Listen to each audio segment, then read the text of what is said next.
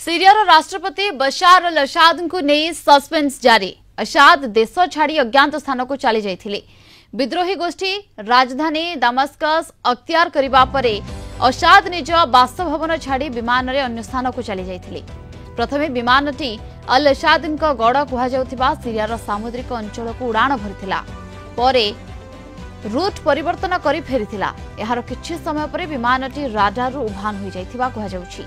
कौनसी आक्रमण रे विमानटी नष्ट हेबा परे राडारु उभान होई जाइथिबा कहा जाउछि। विमान रे राष्ट्रपति थिले कि नाही ताकू नै सस्पेंस लागि रहिछि। एपटे विमान को खसाई दैथिबा विद्रोही दाबी करिसंती। सेहिपरि असाद देश छाड़ी पळाइथिबा भी चर्चा लागि रहिछि।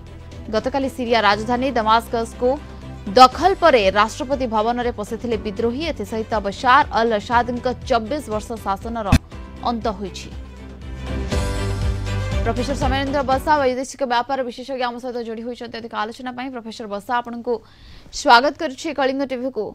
सीरिया राष्ट्रपति वर्तमान केउठी ये गोटे सस्पेंस जारी रहिछि। एपटे विद्रोही कहउछन्ती तांको विमान को मारी खसाई दिया जाइछि, किंतु प्रकृत में तार सत्यता वर्तमान सुधा प्रमाणित है ना। किंतु विद्रोही कहवा कथा से विमान जो राशिया चार्टर्ड प्लेन रे से देश छाड़ी तापर ताको मारे उड़ी जाइछि। किंतु ता पूर्व दिन जे हम देखिबा तांकर फैमिली को मध्य से शिफ्ट करथिले राशिया को सुरक्षित जगह को। तेबे वर्तमान जो भरोसा तांकर रहिछि जेमति बांग्लादेश जेते बेले सेमति शासन भार कब्जा हैतिला एवं शेख हसीना देश छाड़ीथिले से आसी भारत रे प्रवेश करथिले।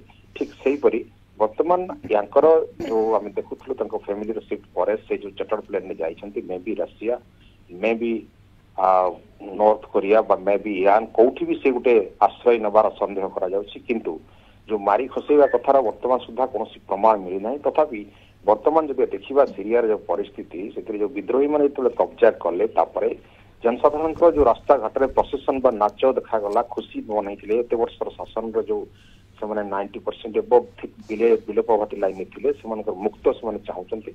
किंतु वर्तमान प्रश्न एया जेतेबेले सेठी विरोधी माने लुटपाट भयरे दमास्कस रे संपूर्ण भाव में 144 लागू कर दैथिले।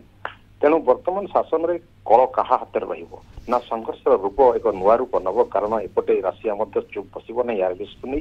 बिल्कुल राशिया चुप बसिबो नै। एपटे अमेरिका कथा जदि कहबा ट्रम्प प्रशासन को ये परामर्श दैछन्ती जे ए मामला रो निजको दूरे रखिबा को नियति। कारण मामला होबा पूर्व वर्तमान ट्रम्प राष्ट्रपति होबा को जाउछन्ती जनवरी 20 और अनेक दिन अच्छी समय बाइडेन प्रशासन भितर वर्तमान कौन निष्कर्ष बाहर। कारण अमेरिका और इजराइल जो प्लान करते अर्दवान से टाइप प्लान रे सहमति कि नहीं एवं तुर्की ताको संपूर्ण ऊपर इन्वॉल्व करिवो कि अमेरिका को छाड़िबो ए कथारे वर्तमान गोटे नुआ संघर्ष रूप नेबनी। तो ए प्रश्न मध्य सामना को आछि एवं एपटे राशिया मध्य ए कथा को केबे प्रोफेसर बसा एपटे जदि कहबा सीरिया परिसर मध्य रे इजराइल रो टैंक गुडी को भी प्रवेश कर सारलानी।